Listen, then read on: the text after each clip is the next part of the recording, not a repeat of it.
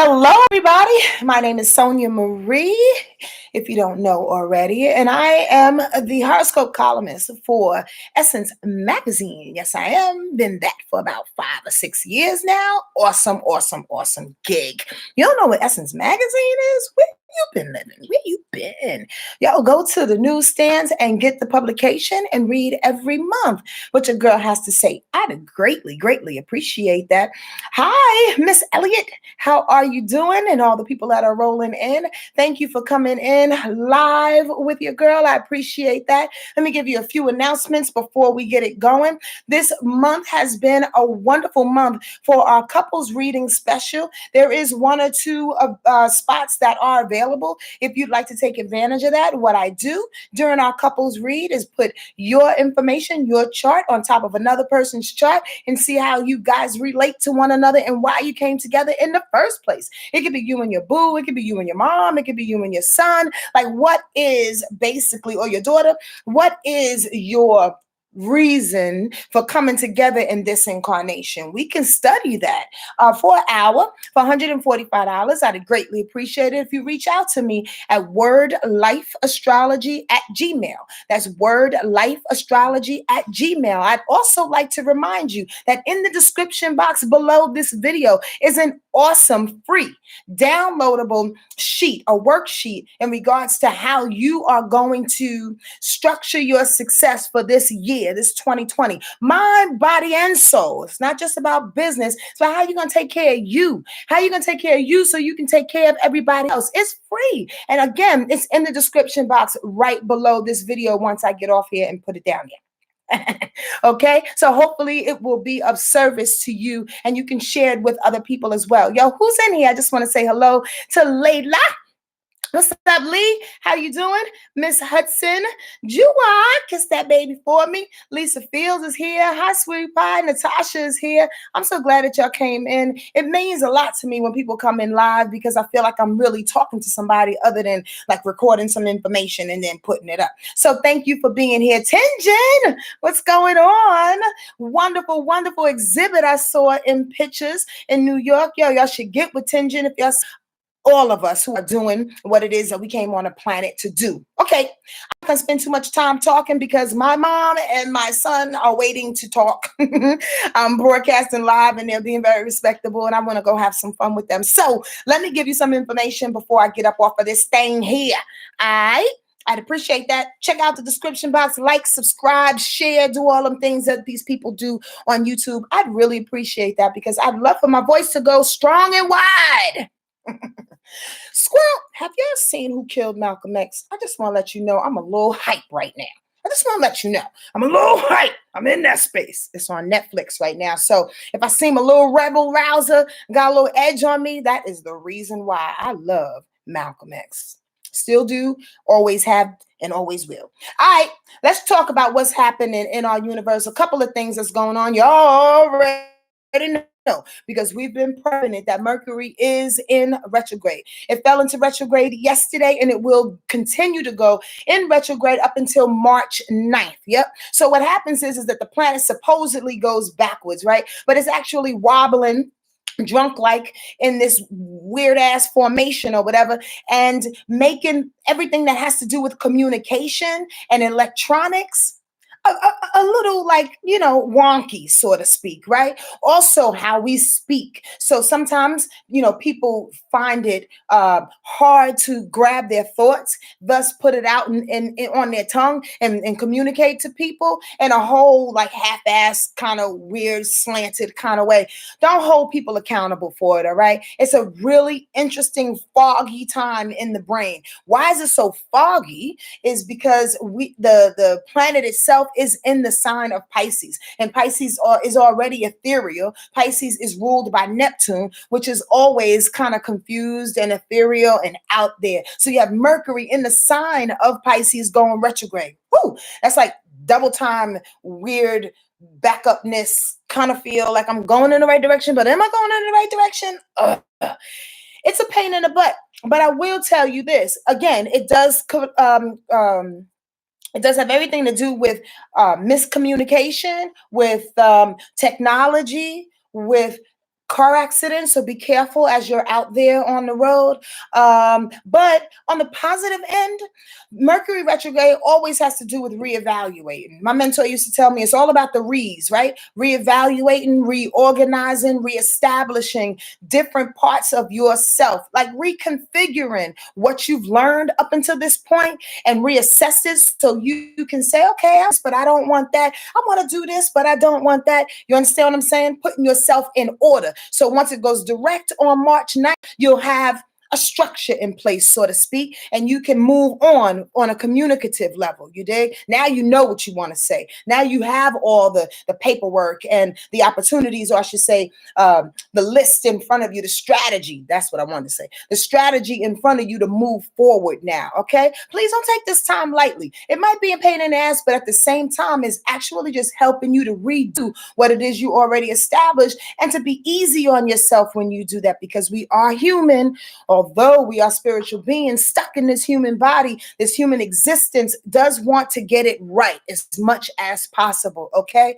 And because, like I said, it's in Pisces, and then it will back up in Aquarius, that will be a little tricky. It'll back up in Aquarius on the 6th. So just before we kind of finish this Mercury retrograde period, and it's about to go direct, the retrograde will feel different, right? At first, it may feel a little, confused and outer worldly, so to speak. And then when it backs up into Aquarius on the 6th, it'll feel like your brain is eating your brain. Now, what does that look like? And what does that feel like? Well, because Aquarius is an intellectual sign, and it is a sign of planning, it is a sign of communicating, right? Sort of unlike Pisces energy. Pisces energy is a lot more, ethereal and water-like, emotional. Aquarius is more detached. So when it backs up in Aquarius, it'll feel like your brain is eating your brain because you're trying to make sense of what it is you've been thinking about, and you just can't find the files, so to speak. Don't drive yourself crazy. Know that that's exactly what's going on, and you have a couple of days for that before it actually goes direct. And even when it goes direct on the 9th, it always takes another week or so, 10 days or so, for it to come out of that shadow period, and it's still kind of wonky, kind of like a hangover when you wake up from being drunk all the 3 weeks long. Listen, utilize it in the best way possible. I like to tell people, especially because for the most of the time it's going to be in that watery position of Pisces, that you will see matters of the heart, emotions, watery stuff, right? Intuition come up for you. So maybe an old boyfriend or an old girlfriend comes back into your life, and they want to basically put some closure on some things. Or let me say this, I don't know, is this for you? Maybe they want to passive aggressively try to patch up some shit that they know that they did wrong. So it doesn't really look like closure, although it presents itself like closure, but it's like kind of snaking its way passive aggressively back into your life. All I have to say to that is there are lessons that this why we break up with people. There are lessons behind why we separate with situations, not only with romantic connections, but business connections, partners of any kind, right? People come back in to try to plead their case. All I'm saying is this, is that look at why this person is pleading their case. Look at where you stand right now. Because if you're like me and a couple of other people that I've talked to, all of this like rearranging that we've been doing over the past year or so, trying to love up on ourselves and stand up for who we are, you dig, has made us stronger. However, we haven't had time to really prove that strength, if you follow me. When Mercury goes retrograde, right? Old situations come up, reevaluating. Here is the time where we have to stand up for ourselves. And we don't necessarily have to do it in a big and a bold or bodacious type of way. Because it's in Pisces, the people that come to you will be passive aggressive too, but you can be not passive aggressive, but more intuitive. You understand? More watery, more emotional, more steadfast, and more genius-like in who you are. More compassionate. Saying thank you to Spirit for dropping that word in my head.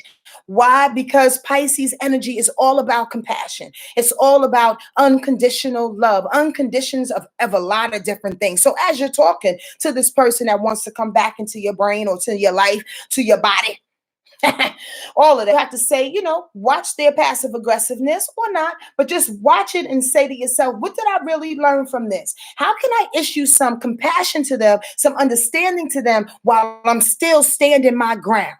Why? Because people do have reasons for what they do, whether we agree with them or not. It's not up for us to really believe in every real reason why people do what they do. But however, we can stand where we are, not really understand it, and really don't let that back in our lives anymore. Present those boundaries by still giving them love. It's a tricky, tricky trick. It's such a trick to present your boundaries, right? In this X factor situation when X's start to come back in. Present your boundaries, but still have an open heart and say, I see where you're coming from, but I'm good.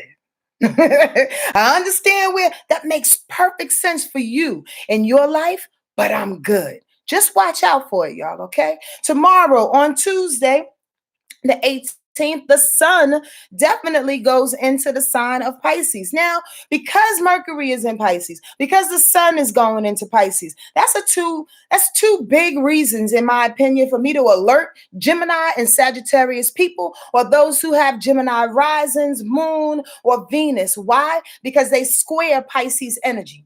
Gemini and Sagittarius have a hard time with Pisces energy because it's so ethereal, because it's so watery, because it's so nebulous. People on the planet have a hard time understanding how to navigate through nebulous existence. Why? Because they want everything to be right and true and exact, rational, reasonable. Reasonable. I need to have a reason for doing X, Y, and Z. Well, do you? When there's a higher power, that's what Pisces represents. Pisces represents the higher power. Bust this. There are 11 other signs that precedes Pisces energy. Pisces energy is genius-like. Trust me when I tell you, they're not bodacious. They're not arrogant like Aquarius that goes before it, that says, oh, I know everything. I know. I can get this answer. I can get this solution. Pisces is like, no, I really know it, but I really don't want to be bodacious enough to put it out there like that. I don't have ego like that. So bust this. If you got all of these 11 signs that have accumulated before that, and you come to Pisces energy, now you're standing in a position in which spirit is asking you to trust. You're standing in a position in which spirit is saying all of these humanistic reasons for doing what you need to do, you don't need them in this moment in time. Are y'all hearing me? Like, yes, y'all. Like, for real. Like, sometimes we have to stop and take accountability for and give reverence to our ancestors and to our guides, those little whispers that come through through our intuitive prowess to tell us where to go next, through our prayers, and actually listening to how our prayers may be answered. We pray for a thing, we get dressed, we go outside, we see the answer to our prayer, and then we say to God, nah, that can't be it. It can't look like that. I mean, for real, like that, God, you start questioning. Once you start questioning, here comes the cloud. Here comes the insecurities of not trusting. Understand this, not trusting what spirit has already given you. Why are you so insecure about what it is that you hear? Because you're not used to hearing. During the Pisces time, we are forced to hear through our intuition, through our imagination, through our dreams, through a nebulous state. Well, you understand what I'm saying? Yes. Anybody get this? This is the time in which we get not only give them reverence, but pat yourself on the back for hearing a thing, following through that thing, and then watch the success happen because you did that. And once we do that, we can continue that on through every other sun sign, every other time of the year when the sun is in another sign. This is the lesson that's being taught during this time of the sun being in Pisces. It comes with this. We need more Pisces energy more now than ever. Why? Because there are way too many things that are proven not to work. We got to ride on something that's going to work from another space and time, from an ethereal space, and really trust in that, because government ain't showing us shit. You understand? Our intellectual prowess at times is sometimes at a ceiling. You understand? So what do we have to hold on to? Religion? Okay, religion might help, but at the same time, you are powerful enough to hear the messages within yourself. Believe that and then move on that. Why do you think God will really stop you from receiving what it is that you receive now? Stop talking to you right now as everything is falling apart or as everything is getting better. wherever you are in your life, actually both is happening. Do y'all feel me on this thing? Like for real, this is the time to step into that. Pisces energy is not only genius like, it's old man like wisdom, old man, old woman kind of feel that I like to say. Pisces energy. Pisces energy, I really feel sorry for sometimes, to be quite honest with you, because they've incarnated on a planet in which they don't necessarily want to be here. And I've said this thousands of times, right? Because they're in a space in which they believe that human existence, the prowess that we put on physical prowess, that the prowess that we put on physicality, the prowess that we put on our intellect overrides what it is that we feel in our heart. And Pisces energy knows what the heart says, but they get snuffed and they're called naive. That energy is getting snuffed and it's called naive. It's called a little out there, not necessarily in touch. It's not in touch because it doesn't want to be here. It's not in touch because Pisces energy has been here millions and millions and millions of other times in lifetimes, in my belief, right? And human beings and the ways of human beings, the way human beings are extremely boring to them. It's predictable to them and to the energy that's being put on this planet right now. So Gemini and Sagittarius have a hard time getting back to that point and dealing with that kind of energy. Gemini wants information. It needs information. That's its prowess. That's what it goes on.